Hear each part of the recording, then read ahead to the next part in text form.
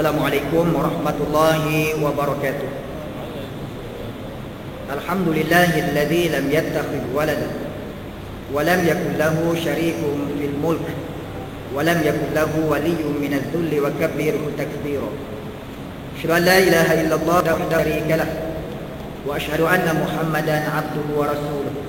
Allahumma salli wa sallim wa barik ala sayyidina wa nabiyyina wa uswatina Muhammad wa ala alihi wa ashabihi wa man da'a bida'watihi wastanna bisunnatihi ila yaumiddin. Subhanaka la ilma lana illa ma 'allamtana innaka antal alimul hakim. Rabbi shrah li sadri wa yassir li amri wahlul 'uqdatam min lisani yafqahu qawli.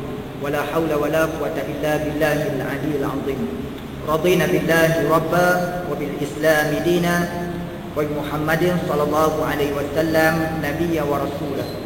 Qala Allah Ta'ala fil Qur'anil Karim ba'da a'udzu billahi minasy syaithanir rajim ya ayyuhalladzina amanu taqullaha wa qulu qawlan sadida yusakkir lakum wa yaghfir lakum dhunubakum wa man yuti'illaha wa rasulahu faqad faza fawzan 'azima. Shadaqallahul 'azim.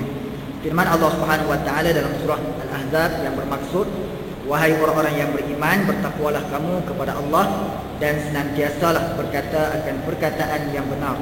Nescaya Allah akan memperelokkan segala amalan-amalan kamu dan Allah akan mengampunkan segala dosa-dosa kamu. Dan sesiapa yang taat hanya kepada Allah dan Rasulnya, maka sesungguhnya dia telah mendapat satu kejayaan yang besar. Tuan Imam, Tuan Pengurusi dan seluruh ahli dan kuasa serta pegawai-pegawai masjid, muslimin dan muslimat, tuan-tuan dan puan-puan yang dirahmati Allah sekalian. Alhamdulillah, sama sekali sebagaimana biasa, marilah sekali lagi pada malam ini kita panjatkan syukuran kepada Allah Subhanahu wa taala. Allah masih lagi memberi kekuatan kepada kita dapat sama-sama pada malam ini kita hadir dengan tujuan untuk kita mengimarahkan rumah Allah. Kita dapat beriktikaf di tempat yang penuh dengan rahmat daripada Allah Subhanahu wa taala. Kita dapat melaksanakan satu kewajipan yang telah diwajibkan oleh Allah Subhanahu wa taala. Alhamdulillah pada malam ini dengan izin daripada Allah Subhanahu wa taala kita dapat meneruskan kuliah kita. Moga-moga dengan beradanya kita di dalam majlis ilmu, Allah Subhanahu wa taala permudahkan urusan kita di dunia dan juga di akhirat insya-Allah. Malam ini kita telah melangkah masuk malam yang ke-28 daripada bulan Jamil Ula. Bulan yang kelima dalam tahun Islam. Lepas insya-Allah 3 hari lagi kalau Allah panjangkan umur, maka kita akan bertemu dengan bulan yang ke-6, bulan Jamil Akhirah insya-Allah. Semoga Allah panjangkan umur kita sehingga pada tahun ini juga kita mengharapkan insya-Allah kita dapat dipertemukan dengan Ramadan Al-Mubarak. Kerana Ramadan lagi hampir 3 bulan lebih lagi tuan-tuan. Insya-Allah memohon moga-moga Allah pertemukan kita dengan Ramadan. Baik, pada malam ini insya-Allah kita akan memperkatakan tentang sahabat Rasulullah sallallahu alaihi wasallam. Kita masih lagi dalam membicarakan soal tentang sahabat-sahabat rijal ataupun ashabur Rasul sallallahu alaihi wasallam, sahabat-sahabat yang berada di sekeliling Rasulullah sallallahu alaihi wasallam. Mereka diberi kemuliaan oleh Allah Subhanahu wa taala, mereka dipertemukan dengan Rasulullah dan beriman, percaya, mereka bersedia untuk memeluk agama Islam. Maka mereka menjadi sahabat, generasi yang dimuliakan oleh Allah Subhanahu wa taala, generasi yang diridai oleh Allah Subhanahu wa taala. InsyaAllah pada malam ini akan katakan tentang seorang sahabat lagi yang dia juga ada keistimewaannya tersendiri, dimuliakan oleh Allah Subhanahu wa taala. Sahabat itu tidak lain dan tidak bukan sahabat yang diberi nama dengan Abdullah bin Ummi Maktum radhiyallahu anhu. Malam ini insya-Allah kita akan melihat kepada keislaman dia bila dia masuk Islam dan juga kelebihan setelah daripada dia masuk Islam, dan kita akan melihat di sana beberapa keistimewaan juga yang diberi oleh Allah Subhanahu wa taala kepada Abdullah bin Ummi Maktum. Walaupun tuan-tuan, Abdullah ini memangnya kita semua sudah maklum, dia adalah merupakan sahabat yang buta. Ketika mana dia dilahirkan oleh Allah, buta semenjak daripada kecil. Dia dilahirkan oleh ibu dia, Allah Subhanahu wa taala tidak menganugerahkan nikmat penglihatan. Dia buta daripada kecil tuan-tuan. Walaupun mata dia buta, tetapi iman dia, tetapi hati dia celik. Sehingga ketika mana Nabi SAW menyampaikan risalah Islam, berdakwah di kota Mekah, di saat manusia yang celik di kalangan pemimpin Quraisy menolak, Islam yang dibawa oleh Nabi SAW. Tapi Abdullah bin Ummi Maktum ini dia diberi hidayah oleh Allah dengan pandangan mata hati dia. Dia yakin kebenaran risalah Islam yang dibawa oleh Nabi SAW. Dan akhirnya tuan-tuan, dia memeluk Islam.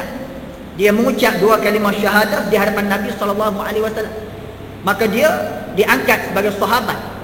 Walaupun dia tidak pernah melihat Rasulullah SAW, dia tidak pernah melihat rupa, dia tidak pernah melihat wajah Nabi. Walaupun seringkali selepas daripada dia masuk Islam, dia duduk, dia senantiasa berada di dalam majlis Rasulullah SAW. Sebab itu sahabat ni tuan-tuan bukan orang yang melihat Nabi, tapi orang yang sezaman dengan Nabi. Walaupun dia tidak melihat oleh kerana dia buta, dia sezaman dengan Nabi, dia berjumpa dengan Nabi dan dia masuk Islam, kekal di atas keislaman dia. Maka dia menjadi sahabat kepada Rasulullah SAW. Allah Ta'ala muliakan dia. Bagaimana tuan-tuan, dia senantiasa seringkali nak berada di dalam majlis Rasulullah SAW. Sehingga tuan-tuan, di saat ketika mana Nabi sedang berbicara dengan orang-orang, dengan pemimpin Quraisy, bila ada tetamu yang datang berjumpa dengan Nabi, dan tetamu itu di kalangan pemimpin, di kalangan pembesar Quraisy, Nabi sangat mengharapkan supaya mereka masuk Islam. Maka Nabi menyampaikan Islam. Nabi ada perasaan tamak, keinginan Rasulullah untuk mengislamkan pemimpin Quraisy. Di saat itu tuan-tuan, datangnya Abdullah bin Ummi Maktum yang buta ini tuan-tuan. Dia seringkali berada dalam majlis Nabi, tapi oleh kerana dia tidak tahu, dia tidak melihat siapa yang berada di hadapan Nabi SAW, sehingga bila dia datang duduk dalam majlis Nabi, dia minta kepada Nabi supaya Nabi ajar kepada dia wahyu Allah. Ya Rasulullah, alimni mimma 'allamaka Allah. Ya Rasulullah, ajar kepada aku apa yang telah diajar oleh Allah kepada engkau. Berubah muka Nabi tuan-tuan. Berubah muka Nabi, tak senang dengan pertanyaan Abdullah bin Ummi Maktum, seolah Abdullah ini mengganggu Rasulullah SAW. Nabi tidak mengendahkan permintaan dia, sehingga akhirnya dia berpaling, meninggalkan majlis Rasulullah SAW dalam keadaan sedih. Jangan dia sedih. Allah menurunkan wahyu, yang wahyu ini disampaikan oleh malaikat Jibril kepada Nabi, memberi ingatan kepada Rasulullah. Dan wahyu ini juga dibaca oleh seluruh umat Nabi Muhammad SAW, termasuk kita, sehingga sampai kepada hari kiamat. Yang Allah beri peringatan, abasa wa tawalla an ja'ahu al-a'ma wa ma yudrika la'allahu yadzakkar. 16 ayat dari awal surah Abasa ni tuan-tuan diturunkan memberi ingatan kepada Nabi kita Muhammad sallallahu alaihi wasallam. Dia berpaling, abasa wa tawalla. Allah menegur Rasulullah sallallahu alaihi wasallam. Kenapa kamu rasa tak senang? Kenapa kamu rasa tak selesa? Dan kamu berpaling untuk bercakap, untuk menyampaikan apa yang kamu dapat daripada sisi Allah Subhanahu wa taala kepada orang yang buta. Anja'ul a'ma, di saat dia didatangi oleh seorang lelaki yang buta. Maka tuan-tuan, ayat ini diturunkan khusus, kata dengan ulama-ulama tafsir, asbabun nuzul, sebab-sebab turunnya ayat ini, iaitu berkaitan dengan Abdullah bin Ummi Maktum yang dia berada di majlis Nabi, minta Nabi menyampaikan apa yang disampaikan oleh Allah kepada dia, tapi Nabi tidak mengendahkan. Oleh kerana Nabi mak nak supaya pemimpin Quraisy yang berada di depan dia beriman. Jadi membiarkan sahabat yang telah pun beriman, Abdullah ini membiarkan tanpa Nabi cakap sepatah pun, dan dia berlalu meninggalkan majlis Rasulullah SAW. Abdullah bin Ummi Maktum ni tuan-tuan, dia masuk Islam di awal, ketika mana Nabi SAW menyebarkan Islam di bumi Makkah Al-Mukarramah, dan dia di kalangan muhajirin. Dia bukan sahabat Ansar, tapi dia muhajirin. Dia masuk Islam setelah Nabi diangkat sebagai Rasul, dan Nabi menyampaikan risalah Islam ini kepada penduduk Makkah Al-Mukarramah. Maka apabila dakwah Islam yang dibawa oleh Nabi ini sampai ke pengetahuan, didengari oleh Abdullah, lantas dia berjumpa dengan Nabi SAW dan dia beriman. Dia beriman dengan Rasulullah SAW. Maka dia di antara as-sadiqun al-awwalun, generasi yang awal-awal beriman di kalangan mustad'afin, di kalangan hamba-hamba sahaya awal-awal dakwah. Gitulah tuan-tuan. Islam ni hanya diterima oleh orang-orang biasa, orang-orang bawahan saja, orang kampung, parti orang kampung, parti Tok Lebay, Tok Haji je tuan-tuan. Kan? Di awal dakwah. Hamba sahaya beriman, orang fakir, orang miskin, di kalangan orang buta seumpama Abdullah beriman. Tak ramai di kalangan koprak-koprak Quraisy ketika itu yang masuk Islam, yang bersedia untuk berjuang bersama dengan Nabi SAW.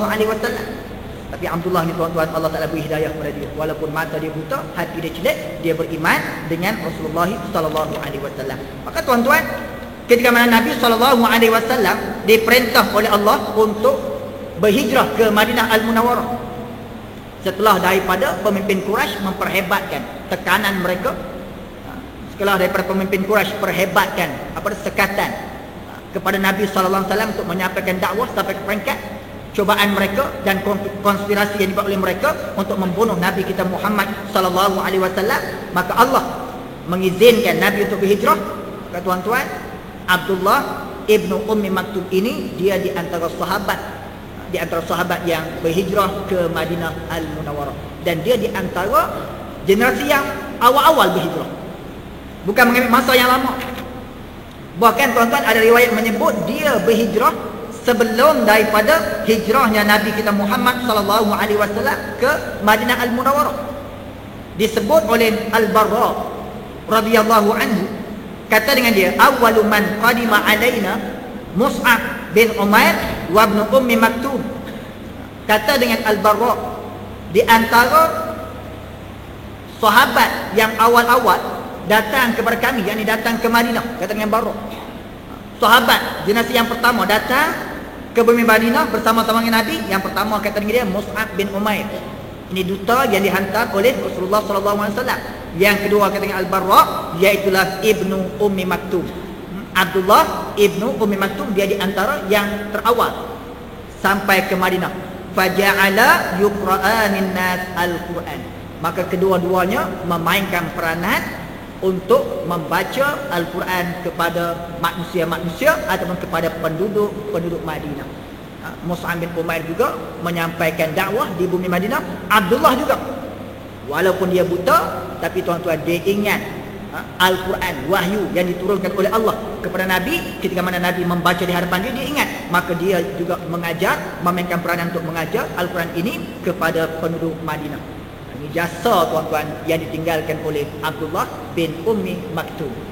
Dia mengajar Al-Quran kepada penduduk Madinah sebelum daripada tibanya Rasulullah SAW. Bahkan ketika mana tuan-tuan sampainya Rasulullah SAW di bumi Madinah, setelah daripada Nabi SAW membina masjid, didirikan Masjidun Nabawi, Nabi buat masjid dibantu oleh para sahabat, termasuk juga Abdullah bin Ummi Maktum memainkan peranan juga kerana mana dia mampu untuk membina masjid bersama-sama dengan Rasulullah SAW. Dan bila siap selesainya masjid tuan-tuan, maka Nabi mengangkat selain daripada Bilal bin Rabah sebagai muazzin, sebagai tukang bang, Bilal bin Rabah, yang dia juga di kalangan orang yang masuk Islam di Mekah, yang disiksa oleh tuannya di bumi Mekah. Bilal yang berkulit hitam, walaupun kulit dia hitam, hati dia putih tuan-tuan, kan? Hati dia cerah seumpama bulan purnama, kan? Dia beriman. Maka tuan-tuan, Nabi, selain daripada Nabi mengangkat Bilal bin Rabah sebagai muazzin, tukang bang di masjid Nabi SAW, setiap kali masuknya waktu berkumandangnya suara Bilal. Di sana juga tuan-tuan ada muazzin yang kedua yang dilantik oleh Nabi, iaitulah Abdullah bin Ummi Maktum. Buta-buta dia pun tuan-tuan, dia muazzin, suara dia sedap, kan? Suara dia sedap tuan-tuan. Melakukan azan, orang yang sedang bekerja ke berhenti menyahut panggilan Abdullah ni untuk mendirikan solat bersama-sama dengan Rasulullah SAW. Buta-buta tuan-tuan, suara sedap. Kita ni mata celek, suara tak sedap tuan-tuan, kan? Sama jadi imam tak boleh, lawan dengan ustaz tak boleh, suara dia sedap. Saya bulan Ramadan banyak kali jumpa juga tempat-tempat ataupun masjid yang diangkat imam buta, tapi suara Masya Allah sedap. Kalah kita tuan-tuan, suara dia, suara sedap ni, kan? Kemudian nikmat suara sedap tu dia guna pula untuk dia membaca Al-Quran. Ni suara sedap menyanyi, kan? Semalam ni, kan, pakai tengok TV3 tuan-tuan, anugerah, kan? Anugerah Oh, kita pun sampai kena tegur orang rumah. Tu dia. Kan orang lain juga tuan-tuan kadang-kadang tu. Musyuk tak mana lah. Dia tuan-tuan. Surah sedap nyanyi tak jadi. Surah sedap baca Quran insya-Allah. Baca Al-Quran. Orang boleh apa dia mengambil manfaat daripada suara kita yang sedap tu untuk kita membaca Al-Quran. Boleh membawa kepada khusyuk insya-Allah. Sayyidina Umar bin Khattab radhiyallahu anhu kalau berjalan di sekeliling Madinah yang meninjau rakyat dia di waktu malam, kalau di sana ada orang membaca Al-Quran, terpaku Sayyidina Umar memerhati, tadabbur ayat-ayat yang dibaca. Ayat-ayat yang dibaca tuan-tuan. Sebab Al-Quran ini mukjizat yang Allah Taala beri kepada Nabi sallallahu alaihi wasallam. Maka Abdullah bin Ummi Maktum walaupun dia buta tapi suara dia merdu, suara dia sedap. Maka dia diangkat oleh Nabi menjadi muazzin, tukang bang. Kita hari ni siapa-siapa jadi tukang bang kita sebut Bilal. Tok Bilal 1, Tok Bilal 2. Mengambil sempena nama muazzin. Yang pertama yang Nabi angkat iaitu Bilal ibn Rabah radhiyallahu anhu. Tukang bang ni asal dia dalam istilah bahasa Arab disebut dengan muazzin, orang yang melaungkan azan. Muazzin. Kita kalau tanya siapa dia muazzin, kita tahu Tok Bilal. Tok Bilal tahu. Tok Bilal. Sampai ayah kepada Syahid Ustaz Ibrahim Libya di kampung Memali. Ayah dia dulu Bilal, masjid kampung dia. Sampai dia mati pun orang nak panggil, orang semua kenal, daripada hak tua sampai ke budak-budak pun. Saya masa tu kecil lagi tuan-tuan, duk panggil Tok Bilal. Tok Bilal. Walaupun dia dah tak jadi tukang bang dah di masjid tu, duk jual kain je, niaga pula tuan-tuan. Orang nak panggil Tok Bilal. Beli kain di mana? Beli kat Tok Bilal. Tok Bilal pun niaga tuan-tuan. Kan sebenarnya Bilal adalah nama kepada sahabat Rasulullah sallallahu alaihi wasallam. Sahabat. Tapi diambil dijadikan satu jawatan pula. Orang yang melakukan azan disebutnya Bilal. Bilal 1, Bilal 2, Siap 1, Siap 2. Maka tukang bang di zaman Nabi ni, muazzin zaman Nabi 2 orang. Bilal dengan Abdullah bin Ummi Maktum. Yang sehingga tuan-tuan Nabi kata kalau waktu subuh. Waktu subuh tuan-tuan masyhur hadis ini, Nabi kata kalau kamu mendengar laungan azan yang dilaungkan oleh Bilal, kamu boleh makan lagi, boleh minum lagi. Sebab Bilal melakukan azan waktu subuh tuan-tuan untuk mengejutkan orang yang tidur ataupun mengingatkan orang yang sedang lalai. Tengah tengok bola Piala Eropah tuan-tuan daripada pukul 4 pagi kan. Lalai tuan-tuan dengan azan. Mengejutkan orang yang tidur kata Nabi ataupun mengingatkan orang yang lalai, maka bila kamu mendengar laungan azan yang dilaungkan oleh Bilal bin Rabah, boleh makan lagi kata Nabi, boleh minum lagi. Ini khas untuk bulan Ramadan. Tetapi kata Nabi kalau kamu mendengar laungan azan yang dilakukan oleh Abdullah ibn Ummi Maktum, berhenti. Tengah duk makan pun stop, berhenti kata Nabi. Sebab Abdullah lakukan azan tanda masuknya fajar. Disebut dalam hadis Rasulullah sallallahu alaihi wasallam daripada Ibnu Umar, daripada anak Sayyidina Umar, daripada Ibnu Umar radhiyallahu anhuma qala Rasulullah sallallahu alaihi wasallam inna Bilalan yu'adzinu bilailin fakulu washrabu hatta yunadi Ibnu Ummi Maktum. Kata Nabi bila di waktu malam gelaplah, di waktu sahur tu, bila kamu mendengar laungan azan yang dilaungkan oleh Bilal, Nabi kata fakulu washrabu, maka kamu boleh makan lagi, makan oleh sekian kamu dan minum hatta yunadi Ibnu Ummi Maktum, sehinggalah apabila dilaungkan azan oleh Abdullah Ibnu Ummi Maktum, maka Nabi kata berhenti. Itu telah masuknya fajar, masuknya waktu subuh. Keistimewaan yang diberi oleh Nabi sallallahu alaihi wasallam kepada Abdullah, dia menjadi muazzin kepada Rasulullah sallallahu alaihi wasallam. Baik tuan-tuan, ketika mana dia berada di Madinah. Dan di Madinah ni selepas daripada hijrah Nabi sallallahu alaihi wasallam tuan-tuan, berlakunya jihad, berlakunya peperangan, qital, perang menentang orang-orang yang menentang Islam, menentang golongan yang cuba untuk meruntuhkan kerajaan Islam yang didirikan oleh Nabi sallallahu alaihi wasallam. Bermula dengan perang Badar, kemudian diikuti dengan perang Uhud, dengan perang Ahzab, dengan perang bersama-sama dengan orang-orang Yahudi tuan-tuan, Bani Mustalik, Bani Quraidah, perang Khaybar dan seumpamanya. Maka tuan-tuan, bila berlakunya peperangan jihad di bumi Madinah selepas daripada hijrah Nabi sallallahu alaihi wasallam, maka di sana ayat-ayat berkaitan dengan jihad ini diturunkan oleh Allah untuk memberi kelebihan dan keistimewaan kepada orang yang berjuang, orang yang berjihad bagi menegakkan agama Allah, berjihad fi sabilillah. Di Mekah tuan-tuan tidak ada ayat jihad, tak ada lagi. Di Mekah ni lebih kepada ayat-ayat yang diturunkan oleh Allah menanam akidah, memantapkan akidah. Ayat berhubung kait dengan akidah, tanam, pasok akidah tu bagi tempat. Seumpama ayat yang Allah Ta'ala turun dalam surah At-Takatsur, Alhaakumut takatsur hatta zurtumul maqabir. Surah At-Takatsur ni tuan-tuan surah Makkiyah. Surah Makkiyah dengan mana surah yang diturunkan oleh Allah melalui perantaraan Jibril kepada Nabi sallallahu alaihi wasallam sebelum hijrah Nabi. Ayat yang berhubung kait dengan akidah, kepercayaan kita dengan Allah, beriman dengan Allah, beriman dengan hari akhirat, beriman dengan kematian, beriman dengan azab kubur. Dan Allah mengingatkan, Alhaakumut takatsur, bermegah-megahan itu telah melalaikan kamu. Tuan-tuan kena jaga. Allah beringatan awal-awal lagi, Alhaakumut takatsur, bermegah-megahan itu telah melalaikan kamu, telah melekakan kamu daripada kamu melakukan ketaatan kepada Allah. Hatta zurtumul maqabir, bila kamu akan tersedar sehinggalah kata Allah tiba-tiba kamu telah pun menziarahi tanah kubur. Dengan makna kamu tersedar itu setelah daripada kamu dimatikan oleh malaikat. Datangnya malaikatul maut, kan, cabut nyawa. Bila kamu telah berpindah ke alam barzakh, alam kubur, baru tersedar. Maka Allah beri peringatan awal-awal lagi sebelum daripada kita nak meninggalkan alam dunia ini. Allah sebutkan, Alhaakumut takatsur, bermegah-megahan telah melalaikan kamu. Ada orang bermegah dengan jawatan dia, hebat, megah dengan jawatan dia, megah dengan pangkat dia. Ada orang bermegah-megah dengan harta kekayaan dia yang dia miliki, harta bendanya.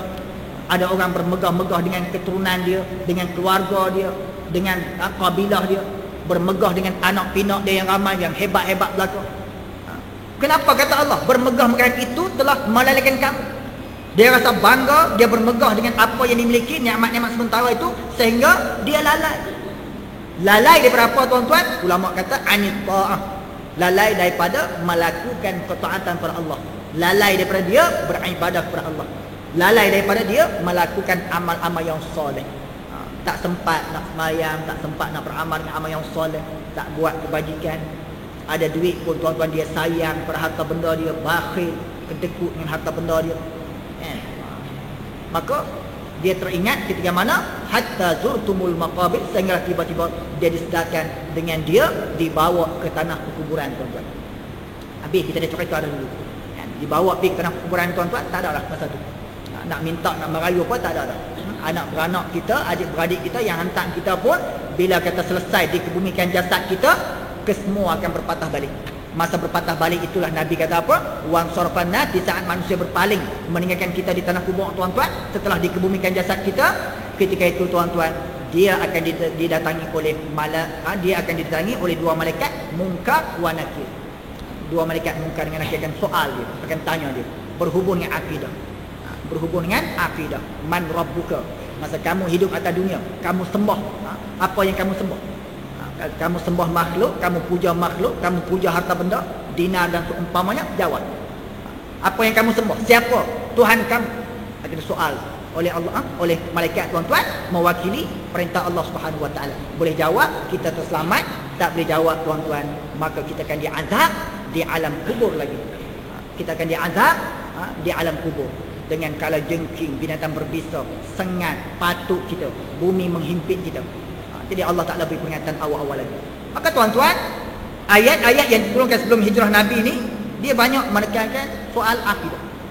Tapi bila Nabi berhijrah ke Madinah, berjaya menegakkan negara Islam, di sana ada musuh yang senantiasa mengancam, ada musuh yang cuba untuk menjatuhkan kerajaan Islam.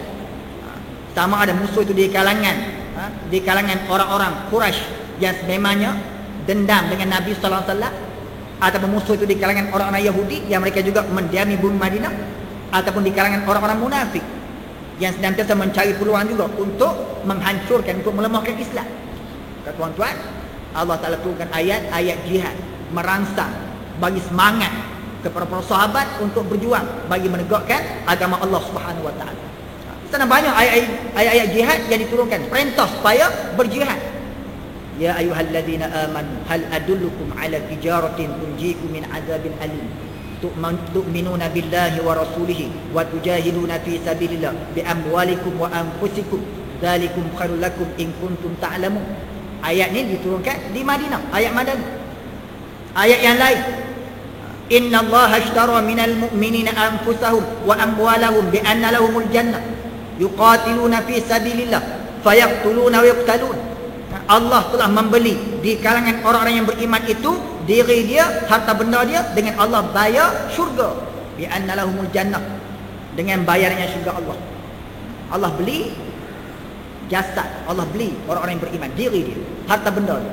Syarat apa? Yuqatiluna fi sabilillah, mereka berperang pada jalan Allah Subhanahu wa taala. Fayaqtulun wa yuqtalun, mereka membunuh dan akhirnya mereka dibunuh syahid, maka mereka dapat apa yang dijanjikan oleh Allah, iaitu syurga Allah, keampunan daripada Allah, dan Allah Taala angkat darjat kedudukan mereka di hari akhirat kelak. Mereka berada dalam syurga Adnan bersama dengan para rasul, nabi-nabi alaihi salatu wassalam.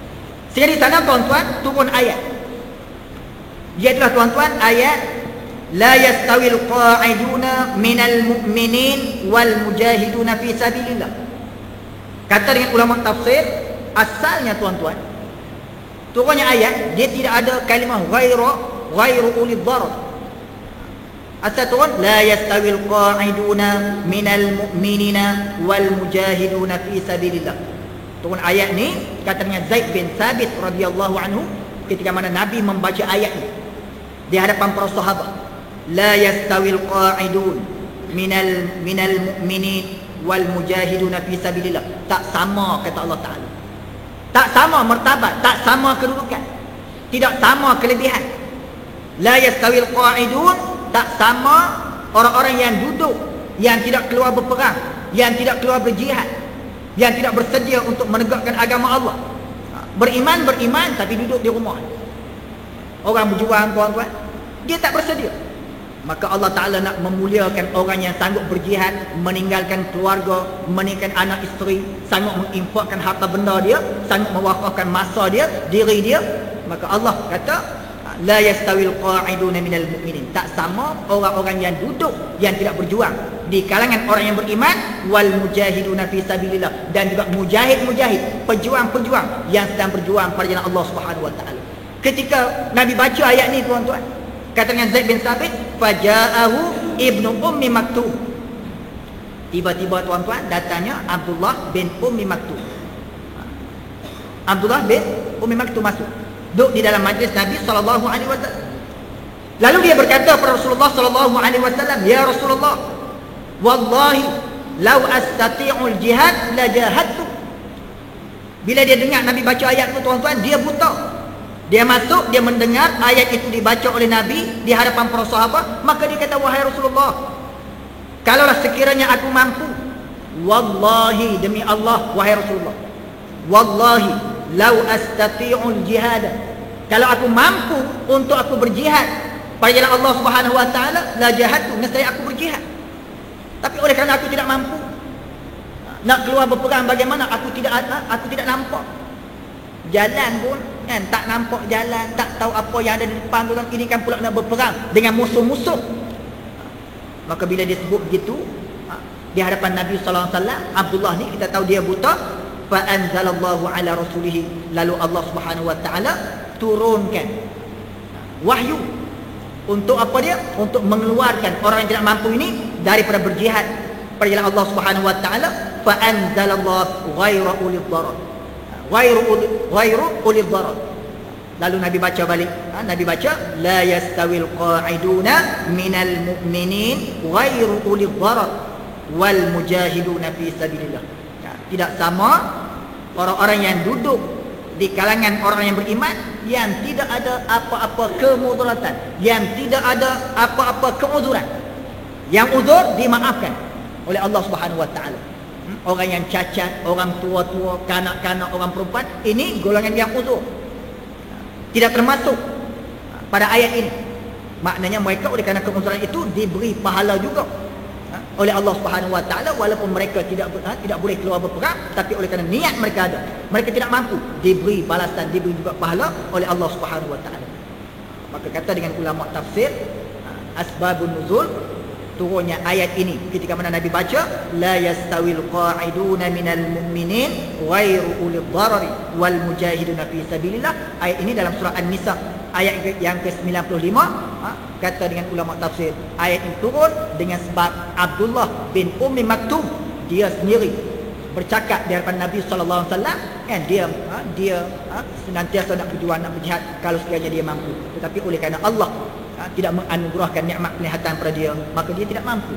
Akhirnya diberi keistimewaan oleh Allah Subhanahu Wa Taala kepada golongan yang lemah ni tuan-tuan. Kita hari ni mata nampak, boleh berjalan elok, tangan pun kemas tuan-tuan, badan pun besar, berisi tuan-tuan, tapi nak berjuang tak berani juga, nak berjihad tak berani. Sedangkan di sana ada orang yang uzur, dia rasa sedih oleh kerana dia tidak termasuk di kalangan orang-orang yang berjuang untuk menegakkan agama Allah dan mendaulatkan syariat Allah Subhanahu Wa Taala. Nak membebaskan manusia daripada perhambaan sesama manusia kepada menghambakan diri kepada Allah Subhanahu Wa Taala. Maka itu di antara keistimewaan Abdullah bin Ummi Maktum, ada beberapa ayat Al-Quran yang diturunkan oleh Allah kepada Nabi ini disebabkan oleh Abdullah bin Ummi Maktum. Allah beri kejayaan pada dia. Contohnya tuan-tuan, di akhirnya Allah Ta'ala panjangkan umur dia. Dia hidup di zaman Nabi, dia beriman, dia masuk Islam, dia berhijrah bersama dengan Nabi SAW. Dan ketika mana Nabi SAW wafat, dia masih hidup. Dia masih hidup. Selepas daripada wafatnya Nabi SAW, ketika mana dia melakukan azan, menangis Abdullah bin Ummi Maktum. Kenapa? Kerana dia sebut ketika mana dia melakukan azan, Nabi SAW akan hadir untuk menunaikan sembahyang, dan dia sembahyang di belakang Nabi SAW. Nabi dengar suara dia. Tapi kata dia, hari ini aku melakukan azan dan aku tidak boleh sembahyang di belakang Rasulullah SAW oleh kerana Nabi telah diwafatkan oleh Allah. Selepas Nabi wafat, dia lakukan azan.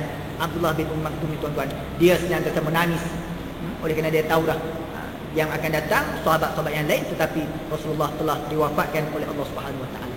Allah panjangkan umur dia sehingga sampai di zaman Sayyidina Umar bin Khattab radhiyallahu anhu, tahun yang ke-14 ataupun tahun yang ke-15 Hijrah tuan-tuan, ketika mana berlakunya peperangan Al-Qadisiyah. Perang Al-Qadisiyah ni masyhur di zaman Sayyidina Umar, peperangan yang tentera Islam menentang tentera Parsi. Ada dua peperangan yang masyhur zaman Sayyidina Umar ni, yang besar lah, direkodkan dalam kitab-kitab tarikh. Satu, peperangan Yarmouk. Yarmouk ni tentera Islam yang dipimpin oleh Khalid Al-Walid sebelum diganti dengan Abu Ubaidah bin Jarrah, memimpin bala tentera Islam 40,000 ke 50,000 orang menentang tentera Rom. Ni lawan dengan tentera Rom. Satu peperangan lagi tuan-tuan, peperangan Al-Qadisiyah yang masyhur, peperangan yang diangkat panglimanya oleh Sayyidina Umar, iaitu Sa'ad bin Abi Waqqas radhiyallahu anhu sebagai panglima perang, memimpin bala tentera Islam juga dengan jumlah 40,000 tuan-tuan untuk berhadapan dengan tentera-tentera Parsi. Lawan dengan tentera Parsi nak menjatuhkan kerajaan Parsi, Empire Parsi. Dan dua peperangan ini tuan-tuan diberi oleh Allah apabila kedua-duanya dimenangi oleh Islam. Di zaman Sayyidina Umar jatuh kerajaan Rom dan juga jatuh kerajaan Parsi. Masa tentera Islam nak bergerak, nak meninggalkan bumi Madinah, masa tentera Islam nak bergerak ke Al-Qadisiyah berdepan dengan tentera Parsi ni tuan-tuan, Abdullah bin Maktum dia minta izin kepada Sayyidina Umar untuk dia juga keluar berperang. Itu dia tuan-tuan, buta-buta pun nak pergi perang juga. Oleh kerana aku tak pernah sekali pun berperang dalam perang Uhud ke, perang Badar ke, perang Ahzab ke, tak diberi peluang. Maka tuan-tuan dia minta ke Sayyidina Umar, dia nak keluar berperang untuk kali ini kali lah nak keluar berperang ni tuan-tuan, kali yang ke-13 ni. 12 kali dia tak perang ni, tak boleh jadi. Dia nak cipta sejarah juga, rekod dia nak berperang. Dia minta pada Sayyidina Umar bin Khattab radhiyallahu anhu untuk keluar.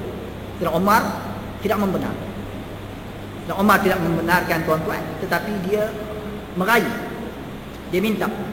Maka disebut di sini tuan-tuan, akhirnya Sayyidina Umar bin Khattab radhiyallahu anhu membenarkan untuk dia keluar bersama dengan tentera Islam yang dipimpin oleh Sa'ad bin Abi Waqqas ke bumi Parsi berdepan dengan tentera-tentera Parsi. Dan satu tanggungjawab yang diberi ke Abdullah ni, oleh kerana dia nak pergi juga, diberi tanggungjawab oleh Parlimen Islam, dia hanya pegang panji Islam, mengebarkan bendera Islam. Ya tuan-tuan, nak lawan musuh tak boleh. Nak pegang senjata nak letak macam mana tuan-tuan tak nampak. Maka dia pegang bendera je, lah kan. Pegang bendera pun keluar api tuan-tuan. Kita nak pegang bendera pun tak berani takut kan. Jangan kata nak panjat pokok nak naikkan bendera, nak pegang pun tak berani tuan-tuan. Abdullah Ibn Ummi Maktum walaupun dia buta tuan-tuan, dia minta untuk dia pegang bendera.